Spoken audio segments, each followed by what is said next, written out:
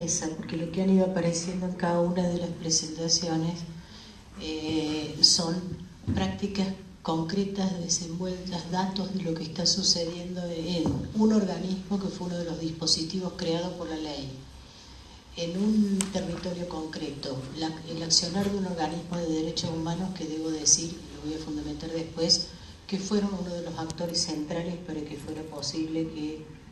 existiera la ley de salud mental, que rompieron el conflicto corporativo que mantenía tensionada la cuestión de la salud mental cuando entraron dos actores periféricos. Cuando digo periféricos, no que estuvieran afuera, sino que hasta ese momento la intervención de dos actores que no eran los clásicos corporativos, que eran los organismos y los movimientos de derechos humanos y las organizaciones de familiares y usuarios, fuertemente enlazadas entre ellos, además, con una fuerte potenciación entre ellos. Que además haya aparecido el punto específico del problema de la atención de consumos problemáticos, más específicamente drogas, cuando todos sabemos que esto es cómo se inscribe una práctica concreta en una política internacional que hace a la geopolítica internacional y al lugar que el narcotráfico ocupa en la destrucción y la limitación de las democracias. Creo que el caso, ejemplo, México, voy a tomar un solo caso que lo muestra claramente. Hemos conversado mucho ahora en Bolivia, en el encuentro de Alames, con los compañeros mexicanos que se preguntan si lo de ellos es el inicio de una nueva ola de gobiernos democráticos y progresistas o llegaron tarde a la que se termina. Es una pregunta que se hace con todo cuidado, digamos, porque ¿qué? Esperamos que sea una nueva ola y todo, pues apostamos que sea la nueva, digamos. Pero hoy justamente he estado revisando que hubo un intento de impedir jurídicamente, por la vía de la judicialización de la política, que López Obrador llegara candidato a presidente. Se lo trató de procesar, si no, esa no falla. Pero lo que quiero decir es que nosotros sabemos perfectamente el ejemplo que iba a poner de México, que para mí es un ejemplo paradigmático, y que cuando fuimos con Fabiana Rousseau al encuentro de Aldame de Montevideo a trabajar sobre la temática del terror de Estado, descubrimos la prolijidad del terror de Estado en la Argentina, en el sentido que todavía operaba de tal manera que era claramente las fuerzas del Estado, sin estar imbricadas, irradiadas con otro tipo de fuerzas que, si bien ligadas al Estado, operan desde otros lugares. Les recuerdo que en Ayotzinapa, los 43 estudiantes los detuvo la policía, se los entregó al ejército y se los entregó a los narcos. Y eso para mí es paradigmático de cómo producir una violencia inorgánica, aparentemente inorgánica, que limita toda posibilidad de constitución de red social y de profundización de la democracia. Esto no es un accidente. La guerra contra el narcotráfico, en realidad, es una guerra contra la democracia. Esto en el nivel macro. Entonces, cuando se trabaja en micro con cada uno de los jóvenes a los cuales se les reconoce sus derechos, lo que se está haciendo en macro, en todo caso, es antagonizar con una política que forma parte de la geopolítica mundial. Entonces, voy a empezar con una pequeña aclaración que siempre hago sobre el tema de derechos humanos, porque además me conmueve mucho estar en el lugar de abuelas, y en este espacio. Cuando hay un autor que se llama Marcelo Raffini, yo lo repito siempre, dice: los derechos humanos son la promesa incumplida de la modernidad. O sea, porque son un invento moderno, esta idea de los derechos humanos, y simultáneamente la forma en que se ha desenvuelto la modernidad, el colonialismo, las formas de avance del capitalismo, etcétera, han ido profundizando la brecha entre este planteo que debiera mantenerse y lo que en la práctica sucede, y entonces tenemos 25.000 cadáveres hundidos en el Mediterráneo de gente que trata de encontrar en Europa la riqueza que le robaron a su continente. Pero uno agregaría además que, curiosa y paradójicamente, son una promesa incumplible en las condiciones en que ellos mismos las denuncian. ¿Por qué? Porque al poner la categoría de derechos humanos apareció algo que también está en debate hoy en día con el pensamiento y la filosofía liberal más dura, que es el concepto de dignidad. Y cuando inclusive Kant enuncia el concepto de dignidad cuestionando curiosamente la esclavitud, y un pensador como Kant, que no es justamente un pensador revolucionario, digamos, dice, se considera digamos, que la dignidad consiste en que ninguna persona sea colocada en el lugar de objeto, de medio o de mercancía. Y esta definición tan clara es una definición que coloca, antagoniza la categoría de derechos humanos, la antagoniza directamente con el avance inagotable de la mercantilización de la vida. O sea, de subordinar todas las formas de vida, inclusive no solo la naturaleza, sino de vida humana, al proceso de concentración y acumulación de la ganancia. Entonces, los derechos humanos, y en esto la Argentina fue pionera, que no eran, lo reconozco como una persona de la generación del 70, para nosotros los derechos humanos no eran un eje central de categoría movilizadora, ¿está claro? Eso lo pusieron las madres, esa herramienta la pusieron las madres, la pusieron las abuelas, la puso ese extraño movimiento social que tomó como herramienta los derechos humanos para poner el cuerpo directamente y no casualmente de mujeres y construir de alguna manera la grieta, ahora sí, la verdadera grieta por la cual se derrumbó después una dictadura sangrienta. Y esto, ¿no es cierto?, que hay un autor que lo trabaja diciendo los derechos humanos como movimiento social, o sea, como idea fuerza de movimientos sociales, es lo que aúna lo que estamos haciendo en esta comisión con lo que están haciendo en todas las otras. No hay una forma de focalizar los derechos humanos en una sola área. Integralmente atraviesan todas las áreas. Y no hay discontinuidad, sino continuidad entre lo que nosotros planteamos acá, de poner como sujeto a la persona con padecimiento psíquico en el lugar, como bien lo dijo Marcela, de un actor de sus propios derechos y no solamente de alguien a quien se le enchufa una práctica supuestamente en nombre de sus derechos. Esto vale para los niños, vale para los discapacitados, vale para todos aquellos que se van construyendo como la excepción de la categoría de derechos en una sociedad como esta, que en este momento atraviesa una tensión fundamental. Estamos por vivir una situación de recesión muy profunda, y en una situación de recesión muy profunda, el que logra canalizar el odio gana. El esfuerzo del poder va a ser un esfuerzo permanente de construir un enemigo localizable, visible, que canalice el descontento y el odio de una manera tal que no se vehiculice hacia ese poder. No sé si... Entonces, básicamente estamos en una disputa del campo de la salud mental, porque es del campo de la salud mental, pero de la subjetividad, de la construcción del otro, y de la construcción de un otro que puede ser aquel que yo tomo como objeto para canalizar el odio y la agresividad, que en realidad se produce porque yo soy objeto de otro tipo de agresión y de otro tipo de violencia. No sé si es más o menos claro. Entonces, riesgos que corremos en el campo de la salud mental. En el caso de las personas con consumos problemáticos, específicamente de drogas, volver a localizarlos, profundizar la línea de estigmatización por la vía de la peligrosidad. Yo tengo la impresión de que hemos logrado de alguna manera correr la idea de peligrosidad de la locura.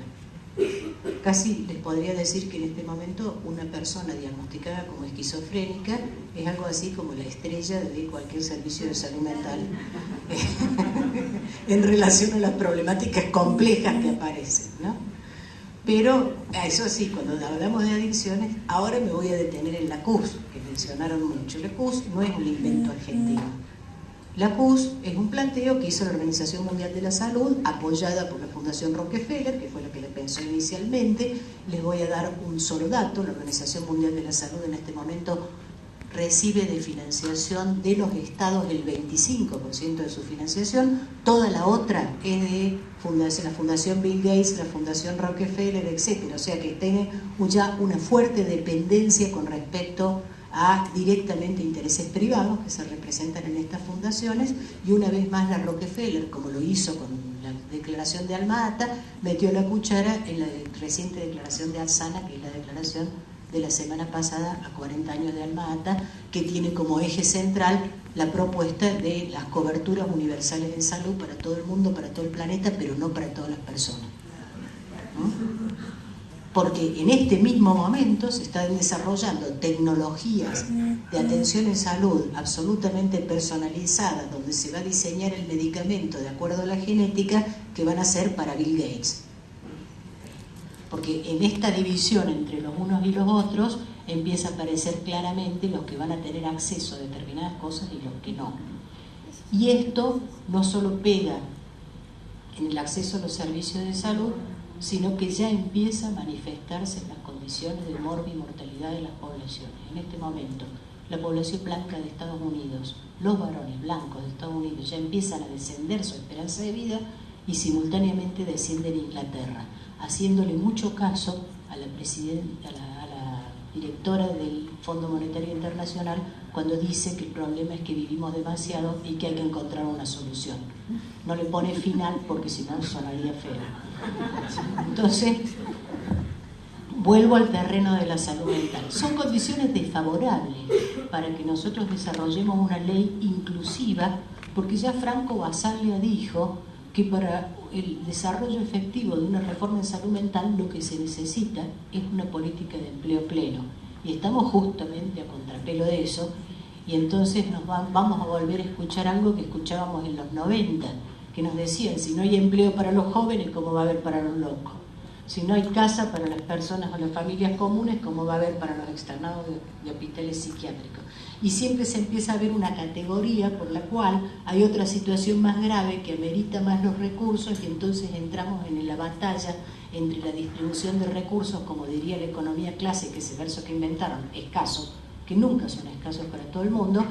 en la distribución de recursos, y a ver quién tiene más derecho que otro, porque tenemos que repartir de recursos escasos, y si tenemos que tirar los locos por la borda, más vale tirar los locos que los niños. Y empezamos entonces con la fragmentación de derechos, que es exactamente lo que no tenemos que permitir. Lo que no tenemos que permitir. Ayer, por alguna razón, hice en una red social una mención con respecto a la licencia por paternidad, que es la que en realidad no solo garantizaría otra forma de construcción del vínculo de los padres con los bebés y de la familia, etcétera, etcétera, sino que garantizaría por una buena vía que no haya este diferencial de contrato entre las mujeres y los varones por la licencia por maternidad. O sea, porque si la van a tener todos, se acabó la discriminación, digamos. Pero entonces alguien me dice, ¿en estas condiciones te parece plantear eso? Sí, en estas condiciones planteo eso. En estas condiciones tenemos que seguir sosteniendo este margen de derecho para personas con alto nivel de vulneración de derechos, que además históricamente han tenido esta vulneración de derechos, porque además es absolutamente selectivo que no haya, como bien lo señalaron, recursos para construir prácticas dignificantes en el campo de la salud mental, y sin embargo sigamos, como pasaron, eso es una cosa increíble, como pasaron la década del 90, sigamos teniendo las instituciones de internación prolongada. La declaración de Astana, y esto señalo particularmente por la cuestión de consumos, tiene un aspecto, reconoce salud mental, por ejemplo, esto, la nueva declaración le da un lugar especial a salud mental, pero tiene un deslizamiento que no deja de ser un deslizamiento que tenemos que observar en este momento. Le da un lugar muy particular, se retira la palabra participación, como sucedía en Alma-Ata, pero le da un lugar muy importante a los lo que se llama stakeholders, que son los colaboradores de la sociedad así llamada civil o del sector privado. Y curiosamente ahí aparecen no solamente las fundaciones, de las cuales ya la OMS depende, sino las iglesias, en su diversa modalidad. Y esta entrada de las iglesias, de distintos tipos de iglesias, y acá no generalicemos, en iglesias hay de todo, en organizaciones religiosas hay algunas que tranquilamente podemos colaborar y estar y promover ampliaciones de derechos, pero hay, es cierto, una política internacional de Estados Unidos de financiar un tipo particular de iglesia, que hemos visto ahora en Brasil, el peso político que pueden tener, o el peso que tuvieron en Colombia, cuando el plebiscito sobre la paz, de hecho, alegando además la cuestión del discurso de género. Ese fue el argumento, que el plebiscito venía, que el acuerdo de paz venía con el paquete del discurso de género. Entonces, curiosamente, yo creo que una parte de las prácticas que se esperan de salud mental van a empezar a ser delegadas por el Estado a entidades religiosas, tomando un modelo que no es extraño al tipo de prácticas que se desarrollan en Estados Unidos. Y este acuerdo Estado-entidades religiosas, por ahí lo mencionaron, este es un clásico de los modelos liberales, es separarle financiación, es como el ABC, es como el Padre Nuestro para el pensamiento neoclásico, hay que separar la financiación de la provisión de servicios. Entonces el Estado financia, pero la provisión de servicios la tienen que hacer los privados preferentemente, y si no, organizaciones civiles, etcétera, etcétera, a las cuales se terceriza, que estaba señalando vos, y que en el caso de adicciones, por la forma en que entró en los 90 en la Argentina, el paquete ya vino así, ya vino. Los hospitales psiquiátricos son anteriores. Entonces, tenemos mucho trabajo para hacer, pero les voy a decir una cosa. La historia es más larga que la vida de las personas. O sea, como dice Marco Ollé, dice, apenas empezamos a envejecer y los hechos que formaron parte de nuestra historia ya son parte de la historia de la humanidad. Entonces, yo digo, no puede ser 50 años del Cordobazo, decía el año que viene. Bueno, entonces hay una continuidad entre esta ley, hay una lucha, hay una bandera que no se bajó nunca entre esta ley de salud mental que finalmente salió y que ya estaba contenida en el 72-73 en los debates que hacía la Federación Argentina de Psiquiatras, del cual recuerdo uno en el año 74, donde estaban todos los psiquiatras amolinados para saludar a Agustín Tosco, por ejemplo. Entonces, esos debates, cuando, curioso, me pidieron recientemente un artículo para una revista, para la nueva revista que va a salir de la Asociación de Psicólogos de Buenos Aires, y el artículo lo hice con revistas argentinas de psicología desde el año 1972 hasta ahora, mostrando, hasta ahora no, en realidad hasta el retorno a la democracia en el 90 y pico, mostrando cómo va variando, qué huellas va dejando el terror de Estado en la revista, cómo sin embargo sobrevive un discurso subterráneo que estaba ahí, cómo sobrevivió un pensamiento crítico en salud mental trabajando con los organismos de derechos humanos, porque en eso produjo la Argentina en esa época, con qué valor las abuelas de Plaza de Mayo y su equipo psicoasistencial le dijeron que no a la noticia que nos venía de Francia cuando François Dolto dijo que no había que recuperar los niños,